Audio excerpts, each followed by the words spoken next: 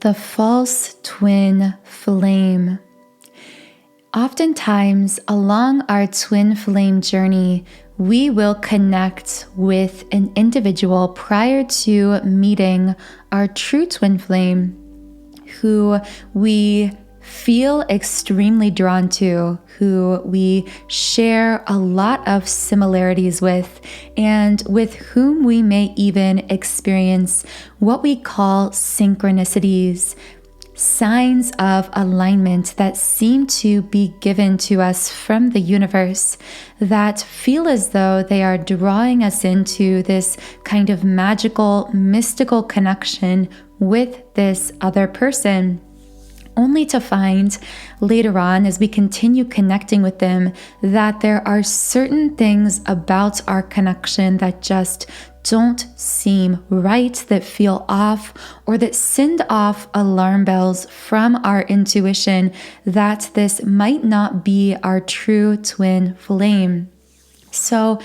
in this podcast, we are going to be discussing the concept of the false twin flame, what it really is, why it happens, the higher level spiritual meaning to meeting a false twin, and perhaps most importantly, how to distinguish between a false twin flame and a genuine, true twin flame connection. But before we get into the video, let me introduce myself. My name is Infinity, and this is Magnetize Yourself, where we talk about life, love, spirituality, and of course, the law of attraction.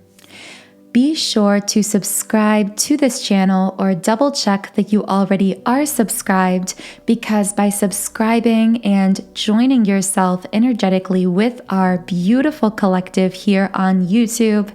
it actually allows me to create more relevant videos and readings for you and your situation moving into the future.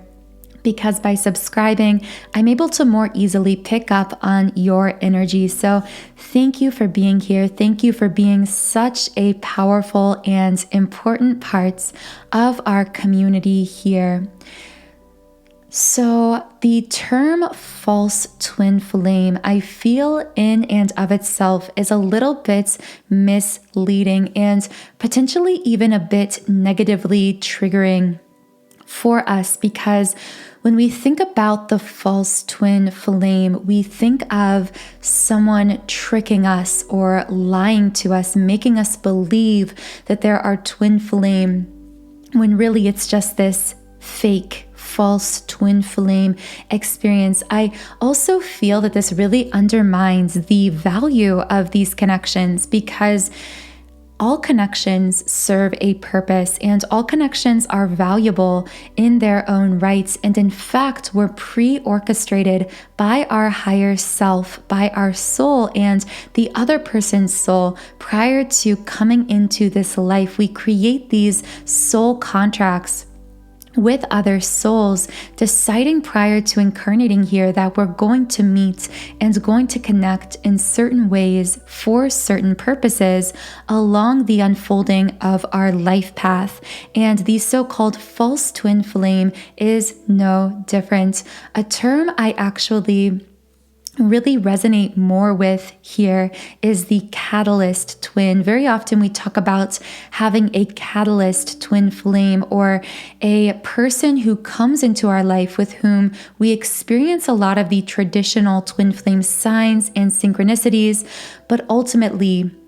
the higher level purpose of this so-called false twin or catalyst twin was to, as the latter name suggests, catalyze us into a deeper understanding of twin flame connection or of ourselves, that then energetically opens us, prepares us for receiving our true twin flame connection into our life, for meeting our true twin flame. A false twin flame is not a necessary prerequisite for twin flame connection by any means. It isn't necessary to meet a false twin flame in order to prepare you to meet a true twin It's simply that certain souls choose to experience a false twin flame connection to push them or to kind of shake up their paradigm or their life just enough to allow the entrance of their true twin flame. I find that very often false twin flame connections tend to be shorter lived than true twin flame connections, which of course are eternal. But what I mean by this is our 3D interactions and communication with our false twin very often will not be as ongoing, not as much of a constant in our life as our true twin flame connection. So this could even be thought of as the first way to distinguish between a false twin flame and a true twin flame, is that they aren't someone who is consistently, eternally in your consciousness, who seems to expand along with you. The thing about a true twin flame is you have this awareness after meeting them that you're not really meeting them at all, that you are simply putting a face and a name to the energy you've carried within you all along, to the soul you felt, sensed, connected to yours since the moment you were born. And because of this, you never truly stop feeling the consciousness of your twin flame after meeting. You always remain connected in with this person. Now, of course, naturally, it can take simply the course of time and the natural soul growth and spiritual progression that will happen for us over time to see whether or not we continue connecting with the same soul, the same individual, or seeing whether this person seems to fade out of our life or our consciousness over the course of time as we grow and expand ourselves spiritually through life. So this isn't the easiest sign to tell the difference between a false twin and a true twin, because of course this can take months or years to really fully see the effect of, to see whether this is a person over the course of time that we find ourselves consistently going back to, consistently connecting with and sensing on the energetic level, or whether this is someone who seems to kind of fade out of our consciousness over time. The second way to tell the difference between a false twin and a true twin flame experience is that with a false twin, like I mentioned at the intro of this video, a false twin flame will send off alarm bells in our intuition consistently. Now, the reason I say consistently is because one of the confusing elements here is that with a true twin flame, we can at times, because of the emotional and energetic intensity of twin flame connection, we can feel fears being triggered, anxieties being triggered, which are really just our twin flame spotlighting, mirroring to us energetic wounds within ourselves that are coming to the surface for healing. So we can have these moments of feeling. We can feel panicked, we can feel anxious, even in connection with a true twin flame at times. But the key here is that with a true twin flame, these wounds are brought to the surface, and once we acknowledge them, address them, and heal them, these triggers are naturally dissolved, released, shifted out of over the course of time, and our connection continues to expand with a true twin flame. Now, in contrast to this, with a false twin flame, yes, like a true twin, they will trigger these fears, these anxieties that we might feel in the form of, is my intuition telling me that something isn't right here, that this isn't really my twin flame? But perhaps we can't really tell whether it's our intuition or the triggering of these wounds. So what we need to do, and really the only way to make this, to tell the difference between a true twin and a false twin here, is to have the self-awareness and the commitment to self and to our ongoing expansion and spiritual growth to allow this journey to unfold, to recognize we're not here to know all of the answers instantaneously, because in the unraveling process, in the learning process of these connections, there is immense spiritual growth and development. And that is the kind of expansion through learning, through at times not knowing, that we came to experience here as souls. So nothing is going wrong here. If you feel you might have met a false twin, every connection does serve a purpose. However, if you commit fully to your own ongoing healing, if you choose, I am going to commit to myself and to my growth and to my healing more than I am going to commit externally to any specific person, connection, or idea, including this physical person I believe to be my twin flame. The mistake, and one of really the number one mistakes we make as twin flames, is getting so distracted by the external, physically manifested aspects of our twin flame relationship, the interactions, communication, or lack thereof with our twin in the physical, that we begin to mistakenly believe that the commitment is on the external, that we are meant to commit to this physical person, to this idea of our physical relationship,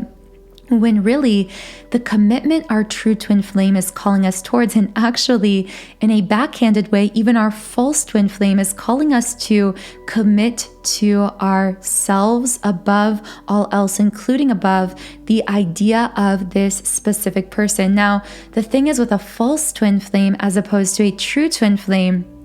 is when you are in connection with a false twin and you choose to commit fully to your own healing, growth, and expansion, wherever that leads you, over your commitment to this physical person, as you continue to heal these wounds and triggers that they might be bringing up in you. They will naturally, over the course of time, begin to either fade out of your reality. You will no longer be thinking of them or really as aware of them consciously. You won't be connecting as frequently. You may even lose attraction or lose interest in this person altogether. And this is because, quite literally, you are vibrating out of their sphere of existence. They are vibrating out of your life because you are aligning closer with your core soul frequency through this commitment to your own healing. And as a result, this person who does not share that core soul frequency is naturally fading from your consciousness. And that is your sign over the course of time that this person was not a true twin flame, because your true twin flame shares your core soul frequency. So the more you commit to yourself, the more you naturally begin to connect organically with your twin flame, because they mirror your soul's essence, which really leads me to the third sign, or really the third way to distinguish between a false twin flame and a true twin flame is a false twin flame will feel threatened or uncomfortable with your growth, your healing, your expansion. And the reason they feel discomfort with this is because they recognize that as you are growing closer to your true authentic self, you are growing away from them.